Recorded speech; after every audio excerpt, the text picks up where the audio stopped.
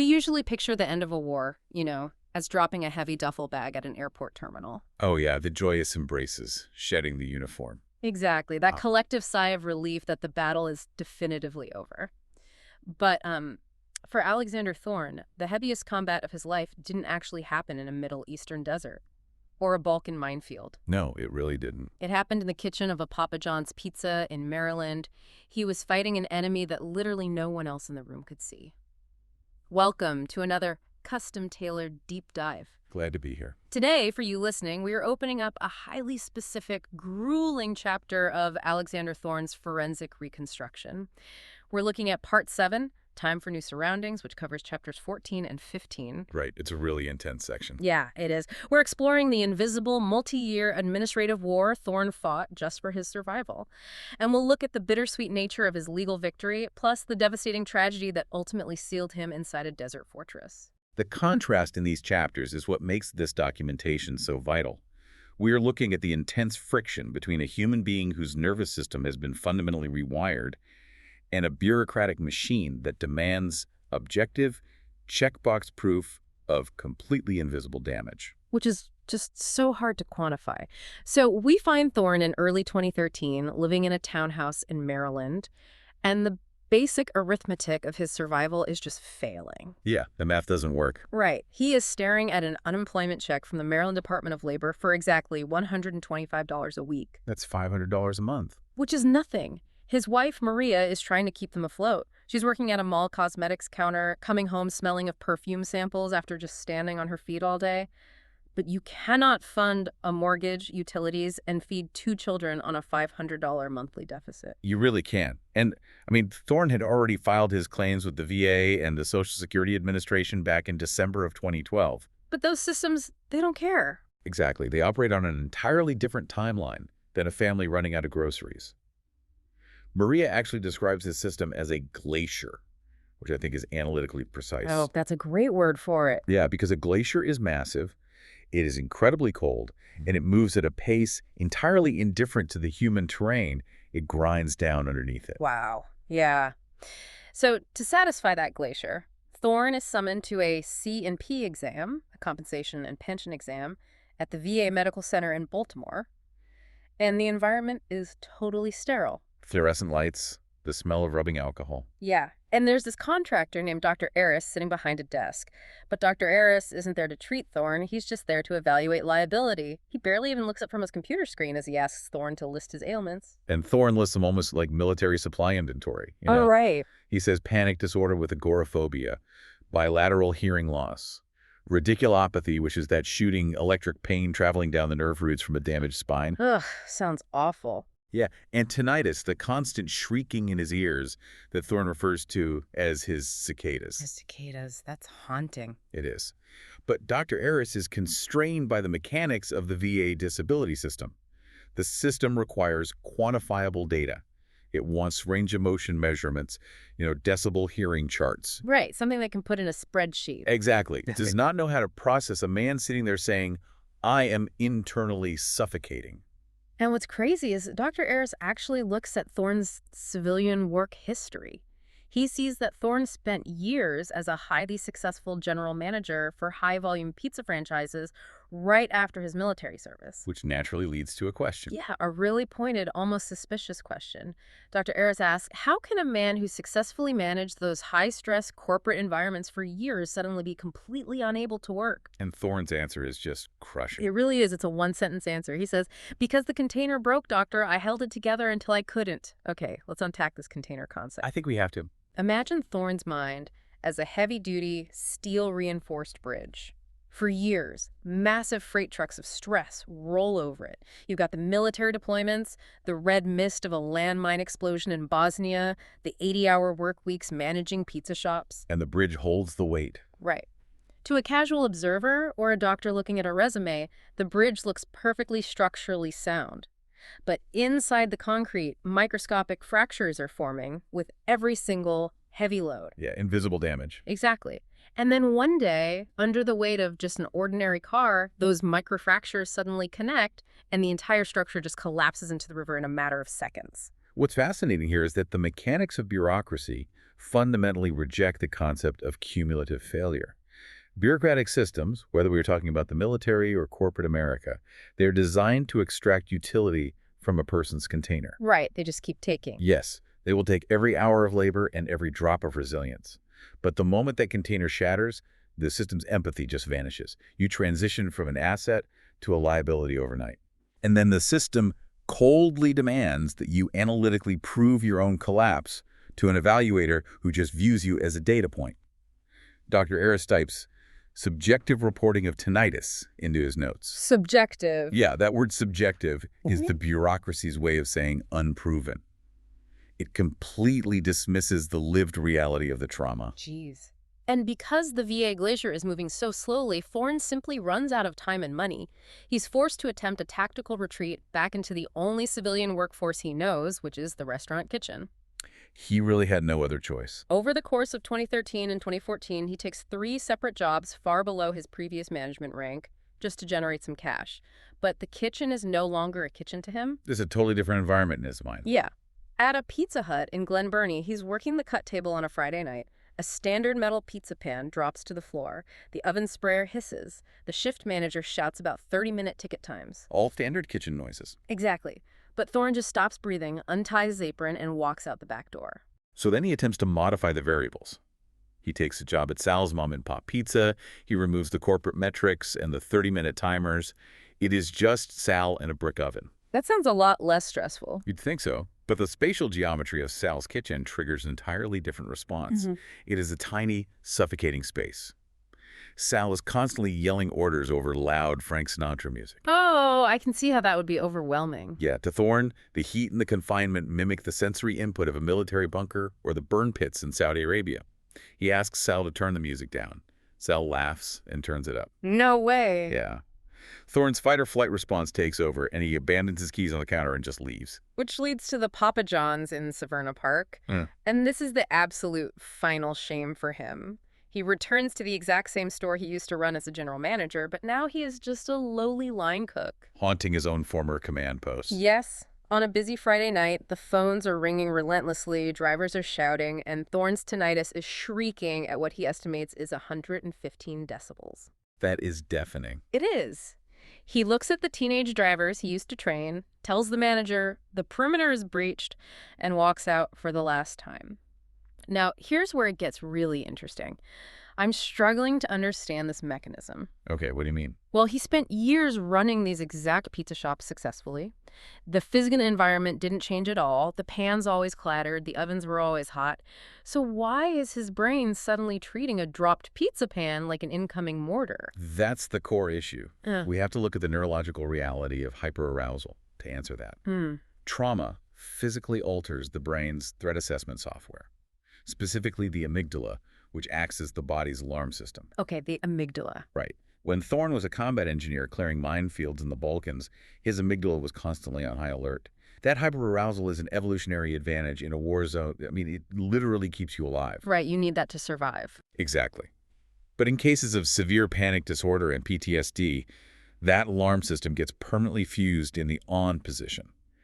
His brain loses the cognitive ability to distinguish between the mundane stress of a late pizza delivery and the kinetic energy of an explosive device. Wow. So the sound is the same to him. Yes. The pizza kitchen hasn't changed, but the filtering mechanism in his brain has been completely obliterated. That is why the Social Security Administration utilizes the classification total occupational impairment. Total occupational impairment. Yeah. The civilian world, with its unpredictable acoustic impacts and interpersonal demands, becomes fundamentally incompatible with a nervous system that is trapped in a combat loop. That makes total sense. So with the kitchen door completely barricaded by his own nervous system, Thorne really has no choice but to rely entirely on the legal system for his family's survival. It all comes down to the courts. Yeah. It's January 2015. Thorne is meeting with his attorney, Mr. Steinberg, preparing for a Social Security appeal. And Steinberg warns him about the mechanics of these hearings. They can be brutal. Absolutely. The government brings in a vocational expert whose sole job is to scan the entire U.S. economy and find literally any job the claimant can perform, no matter how menial. Steinberg says they will likely argue Thorne can be a simple, sedentary store greeter. Which sounds easy to an outsider. But Thorne's rebuttal perfectly illustrates his geographical hypervigilance. He tells his attorney, "I can't be a greeter. I sit in the back corner." I sit in the back corner. Yeah. Think about it. A greeter stands at the entrance of a building, completely exposed, with hundreds of unpredictable civilians walking up behind them. To a man mapping fields of fire in his head, being a greeter is standing in the fatal funnel. Right. It's a tactical nightmare for him. So in May of 2015, they finally get their hearing before administrative law judge Caldwell. And the judge looks at Thorne, who is this physically healthy-looking man in his 30s with a strong management history, and asks him directly why he cannot perform low-stress, simple tasks. And Thorne's answer is incredible. It's so raw, this unvarnished testimony. He tells the judge, "There is no low stress for me. My baseline is a combat zone. If a phone rings, it's an alarm. If a pan drops, it's incoming fire." It is a profound articulation of his neurological reality. Yeah. It leaves the vocational expert with absolutely no maneuverability. The expert is literally forced to admit on the legal record that there are 0 jobs in the national economy that accommodate a person whose nervous system reacts to routine office. Sounds as if they are incoming artillery. And the testimony works. In September 2015, the glacier finally deposits the letters. Thorne receives a 100% permanent and total disability rating from the VA and a fully favorable decision from the Social Security Administration. It's a massive shift. It is. The result is a staggering amount of retroactive back pay hitting their bank account all at once, like years of back pay. Maria looks at the letters, squeezes his hand, and says, "You won. You fought the war, you fought the peace, and you won." Which is such a natural reaction for her. But Thorne looks at the exact same government documents and tells her it is not a victory. He says the government just officially certified that he is broken. And I have to be honest, if someone handed me a check that solved all my financial problems for life, I would probably celebrate. Most people would. Right. So what does this all mean? Why does Thorne view this financial salvation as a tragedy? Why doesn't this feel like a win? If we connect this to the bigger picture, we have to analyze how American culture, and particularly military culture, defines human worth. We define ourselves by our utility. What we can do. Right. Alexander Thorne is a man who built his entire identity on his ability to execute a mission, provide logistics, and secure a perimeter for his family. The back pay absolutely removes the threat of financial ruin. But at a cost. A huge cost. Yeah. The piece of paper attached to it officially obliterates his identity. It is the federal government telling a man in his early 30s that society has completely given up on his ability to contribute. Yeah, it is not a lottery ticket. To a proud combat veteran, it is, as Thorne accurately labels it, a casualty report. The system is effectively saying, you are fundamentally damaged beyond our capacity to repair. Here is your monetary compensation. Now please remove yourself from the workforce. Remove yourself. Jeez. And armed with that casualty report and a massive war chest of back pay, Thorne decides to do exactly that. You have the means now. Yeah. Maryland is too crowded, too noisy, and filled with too many neighbors asking what he does for a living, so he executes a tactical retreat. In May of 2016, the family packs a U-Haul and migrates to Alamogordo, New Mexico. And he chooses the Tularosa Basin specifically for its geography. It is a high desert environment offering low population density and, crucially, clear, unobstructed lines of sight for miles. Right, nobody can sneak up on him. He purchases a 1,029-square-foot single-story stucco house built in 1956 at 501 Lovers Lane, and he buys it entirely in cash. Completely clear deed. Exactly. No bank leverage or mortgage company having any claim to the property. He isn't buying real estate. He is securing a defensible position. A literal fortress. He maps the front yard as his desert front for fields of fire, and the walled-in backyard as his grass rear sanctuary. It's all about control. Right. Think of this less like a home and more like an acoustic dampening room. He is actively trying to mute the sensory overload of his own nervous system so he can finally hear himself think. And there is a remarkable family reunion that happens here, too. Yes, this is a beautiful part of the story. His parents, Robert and Sharon, had reunited after 25 years apart, and they happened to live just 5 miles away from his new stucco fortress. And this is a critical detail. Robert Thorne was not just a father, he was a former Navy AW-1. An aviation warfare systems operator. Yes. Robert spent 20 years sitting in the back of P-3 Orion aircraft, staring at acoustic screens and listening for the magnetic anomalies of Soviet submarines hidden deep underwater. Wow. Robert understood how to hunt for invisible threats.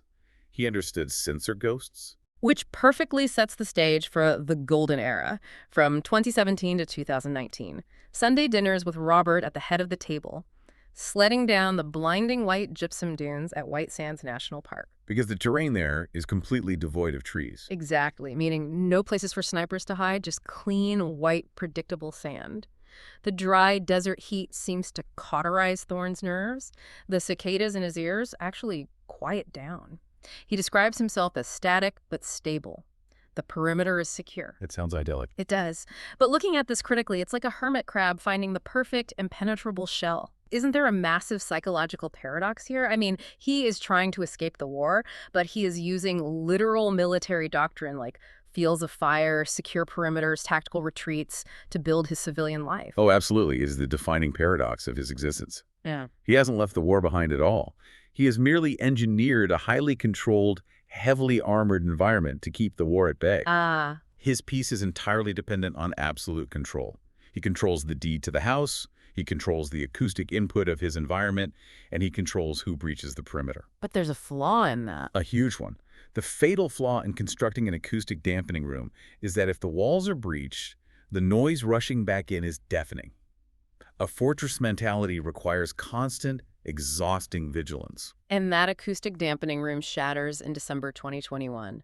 The structural anchor holding Thorne's fragile piece together is suddenly and violently ripped away. It's heartbreaking. His father, Robert, suffers a sudden fatal heart attack. And the scene documented in the hospital room is incredibly haunting.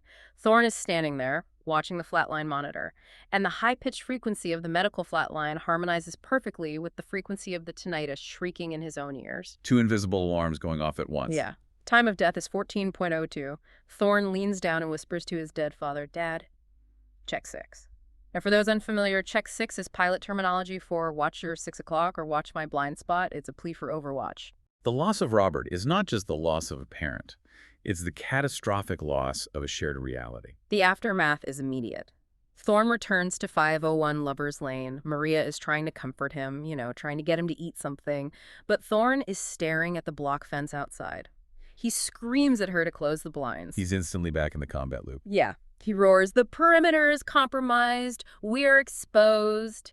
He retreats to the grass rear of the patio, puts his back against the stucco wall, and sits there with his 2 dogs, Tiger and Sarah. His only safe zone left. And just like that, the 15-mile limit violently clamps down around him. He refuses to leave the radius of his home. Alexander Thorne completely vanishes inside his own fortress, listening to the cicadas scream louder than ever. I'm sort of in shock here. It's a rapid decline. Why does the biological reality of his father dying instantly dismantle 5 solid years of psychological stability in Alamogordo? Was that stability even real, or was it just a fragile illusion the whole time? This raises an important question, and it really comes back to the concept of the co-watchstander. To Alexander Thorne, Robert was the only other person on Earth who truly validated his hypervigilance. Because of the submarine hunting? Right. Because Robert hunted submarines for a living. He understood that just because you can't see a threat doesn't mean it isn't there. Robert was monitoring the sonar while Thorne monitored the perimeter. Ah, they were a team. Exactly. When Robert died, Thorne suddenly felt the crushing, solitary responsibility of monitoring all threats entirely alone. Agoraphobia is often misunderstood simply as a fear of the outdoors. But it's more than that. Much more. Mechanistically, it is a fear of spaces where escape is difficult or help is unavailable in the event of a panic attack. With his co-watchstander gone, the entire outside world became a threat matrix that Thorne could no longer process alone. So the illusion of safety shattered. Yes, because the man who helped him hold up the psychological sky was gone. Wow. We have tracked Thorne from the cold, indifferent data collection of the VA offices in Baltimore through the terrifying sensory overload of those pizza kitchens. All the way to the heavy acoustic dampening of the New Mexico desert. Right. And finally to the tragic collapse of his perimeter. It is just a profound documentation of how trauma interacts with the systems and structures of normal life. It reveals how fragile our constructed realities truly are, especially when they are built entirely on the suppression of internal damage. Which brings this back to you listening right now. Take a moment and look at the structural anchors in your own life. The people who validate your reality, the jobs that define your utility, the routines that keep your anxiety at bay. We all have them. We do. What happens to your internal peace when one of those anchors is suddenly removed? How much of our stability is actually just a well-managed illusion? It's a sobering thought. It really is. We started this deep dive noting the expectation that leaving the battlefield means the war is over. But Alexander Thorne's forensic reconstruction proves that the heaviest combat often happens in the silence of your own living room. Absolutely. It leaves us with a final, provocative thought to mull over today. If true peace requires us to lower our defenses and actually be vulnerable with the unpredictable world around us, but our deepest, most primal survival instincts demand that we build thicker stucco walls and monitor the perimeter. Right. Is an impenetrable fortress actually a sanctuary? Or, at the end of the day, is it just a self-imposed prison? Something to think about. Until next time.